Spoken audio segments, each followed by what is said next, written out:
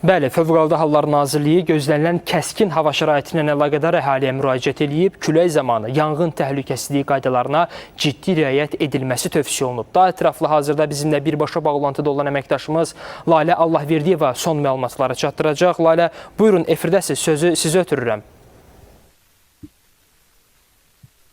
Hər vaxtınız xeyir. Bəli, ölkə ərazisində ayın 5-nədək qeyri-sabit hava şəraitinin müşahidə olunacağı gözlənilir. Güclü külək əsəcək, ayrı-ayrı yerlərdə intensiv yağıntılar olacaq, temperatur aşağı enəcək. Məhz bu səbəbdən Fövqəladə Hallar Nazirliyi əhaliyə müraciət edib. Daha ətraflı məlumatı elə Nazirliyin İctimaiyyətlə Əlaqələr İdarəsinin əməkdaşı Vüsalə Zahirova çatdıracaq. Buyurun.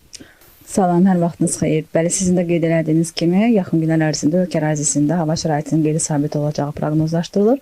Bununla əlaqədar Fövqəladə Hallar Nazirliyi əhaliyə müraciət edərək onları gözlənilən hava şəraiti ilə əlaqədar müvafiq təhlükəsizlik qaydalarına ciddi riayət etməyə çağırır. Belə ki, proqnozlaşdırılan hava şəraitlərindən biri sizin də qeyd elədiyiniz kimi güclü küləklərdir. Güclü küləkli hava şəraitində təhlükəsizliyinizin təmin olunması üçün mərtəbəli tikililərdən, müvəqqəti qurğulardan, yəni yüngül konstruksiyalı qurğulardan, eləcə də reklam lövhələrindən uzaq durmaq, elektrik dirəklərinin və elektrik naqillərinin altında dayanmamaq tövsiyə olunur. Həmçinin özünüzü havada uçuşan əşyalardan da qorumalısınız. Nəzərə almaq lazımdır ki, güclü küləkli hava şəraitində yanğınların söndürülməsi üçün xeyli çətinləşir. Bununla əlaqədar olaraq da güclü küləkli hava şəraitində yanğın təhlükəsizliyi qaydalarına xüsusilə ciddi riayət olmalıdır. Fövqəladə Hallar Nazirliyi həmçinin kiçik həcmli gəmi istifadəçilərinə də müraciət edərək bildirir ki, güclü küləkli hava şəraitində dənizə çıxmaq çox təhlükəlidir. Odur ki, belə bir hala yol verməsinlər. Ümumiyyətlə, kiçik həcmli gəmilərin güclü küləkli hava şəraitində dənizə çıxması qadağandır. Proqnozlaşdırılan hava şəraitində həmçinin yaxın günlərdə ölkə ərazisində temperaturun enəcəyi də gözlənilir.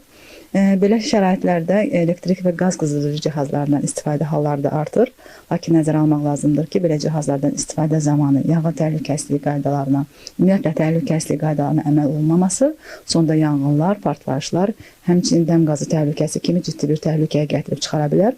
Odur ki, Fövqəladə Hallar Nazirliyi əhaliyə müraciət edərək onları yalnız saz vəziyyətdə olan, yalnız standartlara uyğun gələn cihazlardan istifadə etməyə çağırır. Kurslar üsulu hazırlanmış cihazlardan istifadəyə yol verilməzdir. Həmçinin istifadə olunan cihazların mexanizmlərinə kurslar üsulu müdaxilələr edilməməlidir.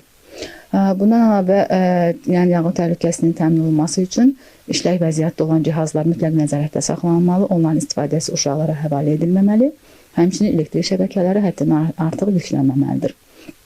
Yaxın günlər ərzində ölkə ərazisində intensiv yağıntılar olacağı da gözlənilir. Xüsusilə dağlıq və dağətə ərazilərdə qar yağacağı proqnozlaşdırılır.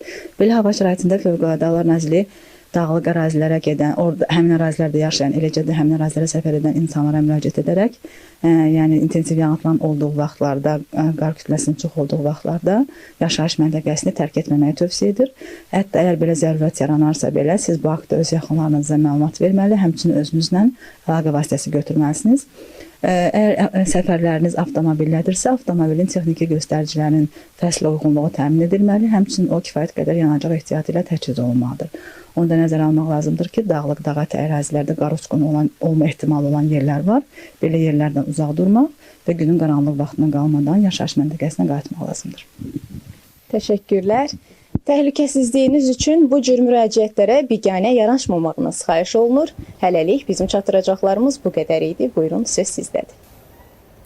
Lalə, sizə və müsahibinizə təşəkkür edirik çatdırdığınız ətraflı məlumatlara görə.